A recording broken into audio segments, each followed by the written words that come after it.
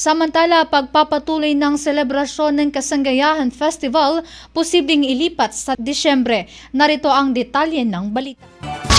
Bicol Network News Report!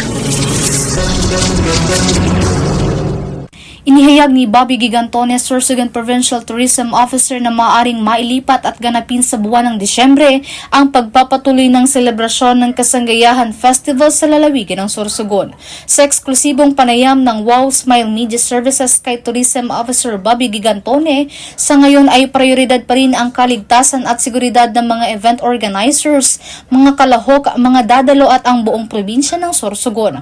Hindi naman pwede natin na yun ituloy. Kasi nga po, ang una pong priority natin is your safety and security of not only of the event organizers, the participants, but siyempre the entire province of Sorsogon.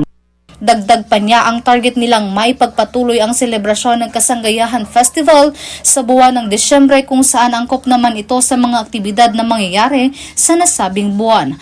So as a result, being a resilient, now we plan for the alternative na more specific as to, like for example, there's a relevance of pushing it sa ibang siguro kung buwan, maybe this coming December. But alam mo naman ang December, something very thematic because it's Christmas, di ba? Yes. And and based on the remaining events, suited naman sa for December event.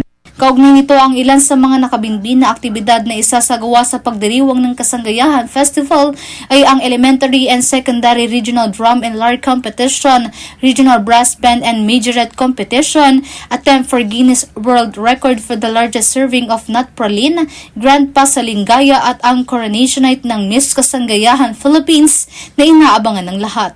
Sa ngayon, base sa isinagawang monitoring ng Sorsogon Provincial Tourism Office, wala nang mga na-stranded na mga kalahok sa nasabing lalawigan. Nagpahayag naman ng pasasalamat si Tourism Officer Bobby Gigantone sa pagtitiwala sa kanilang opisina at makakaasa ang lahat na gumagawa ng paraan ang kanilang opisina na maging matagumpay ang pagsasagawa ng mga aktibidad sa kabila ng mga hamon na kanilang kinakaharap.